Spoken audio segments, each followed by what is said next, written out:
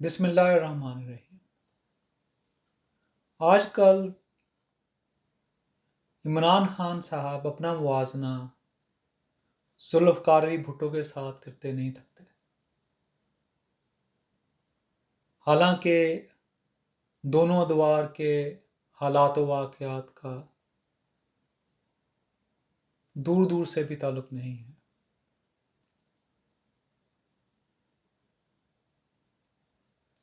ایوب خان کے ماشاءاللہ کے بعد شاید ذوالفقار علی بھٹو کی حکومت وہ واحد سویلین حکومت تھی جس میں جو خواجہ پالیسی کے بنیادی خد و خال تھے وہ بھٹو حکومت نے خود طے کیے تھے۔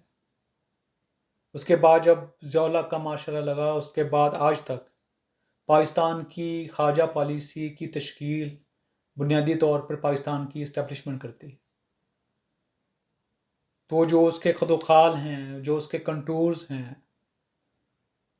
وہ اس کو بنانے میں بنیادی کردار جو ہے وہ پاکستان کی اسٹیبلشمنٹ کا ہے، لیکن وہ بھٹو کے دور کا ایک واحد استثناء ہے۔ اس دور کا اس کی خاص وجوہات تھیں کہ مشرقی پاکستان میں پاکستانی فوج کو شکست ہوئی اور کوئی 90,000 کے قریب قیدی جو ہیں وہ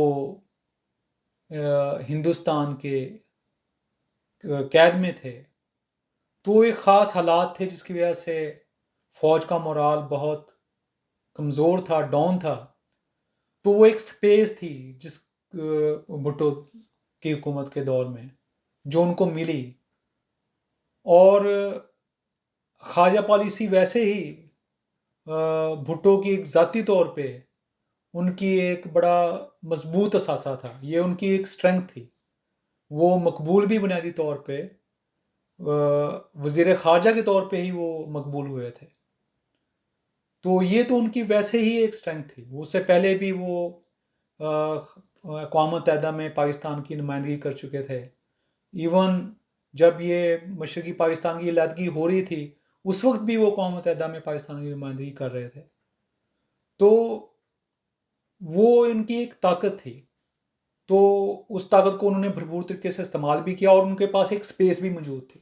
تو دونوں چیزیں موجود تھیں کہ وہ ان کی ایک صلاحیت بھی تھی، اور دوسری ان کے پاس ایک سپیس بھی موجود تھی جس کی بنیاد پہ انہوں نے وہ پالیسی بنائی، اور اس میں انہوں نے کوشش کی کہ کسی نہ کسی طریقے سے غیر جانبداری جو ہے وہ اختیار کی جائے۔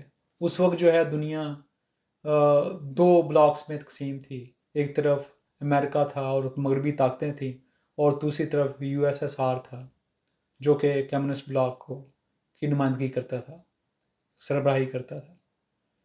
تو اس وقت جو ہے انہوں نے یہ کوشش کی، اور انہوں نے کوشش کی کہ اسلامی بلاک بنایا جائے جس کے ذریعے سے طاقت کا توازن جو ہے اس میں پاکستان کی جو سالمیت ہے اس کے استحکام کو ممکن بنایا جا سکے۔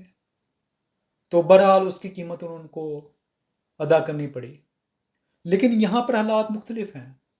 یہ جو پالیسی آج کے دور میں بنی ہے جس میں چائنا بھی ایک بنیادی حیثیت رکھتا ہے جو کہ پاکستان کے خارجہ تعلقات ہیں، سعودی عرب کی ایک بنیادی حیثیت ہے، امریکہ کی اپنی ایک حیثیت ہے، مغربی ممالک کی یورپی ممالک کی اپنی ایک حیثیت ہے، اور ترکی کی اپنی کچھ حیثیت ہے۔ تو یہ جو بھی خارجہ پالیسی اب اس وقت ہے، جو بھی اس کے خد و خال ہیں، اس میں جو ہماری افغان پالیسی ہے اس کا بھی کردار رہا ہے، تو وہ سب کے سب پاکستان کی اسٹیبلشمنٹ کی تیار کردہ ہے۔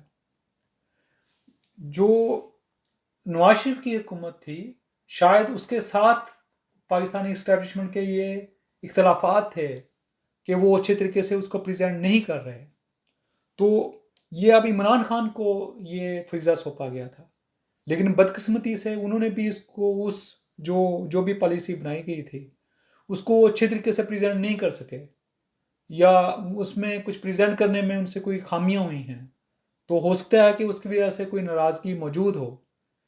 لیکن پوری دنیا جانتی ہے کہ پاکستان میں جو طاقت کا مرکز ہے وہ کہاں پر ہے۔ جو خارجہ پالیسی ہے وہ کون بناتا ہے، اصل طاقت کن کے پاس ہے، تو وہ کیوں کر عمران خان کے خلاف سازش کرے گا اور عمران خان کی حکومت کو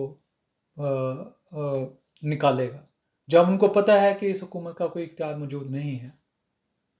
تو یہ آپ کے لیے سوچنے کا مقام ہے کہ آپ ان سوالات پر، ان چیزوں پر غور کیا کریں۔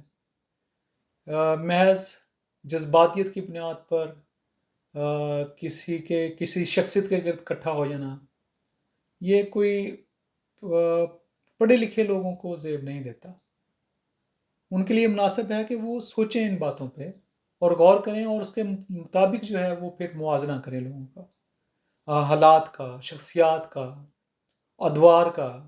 اگر موازنہ کرنا ہے تو اس کے لیے پھر سارے حالات و واقعات کو مد نظر رکھنا چاہیے۔ شکریہ۔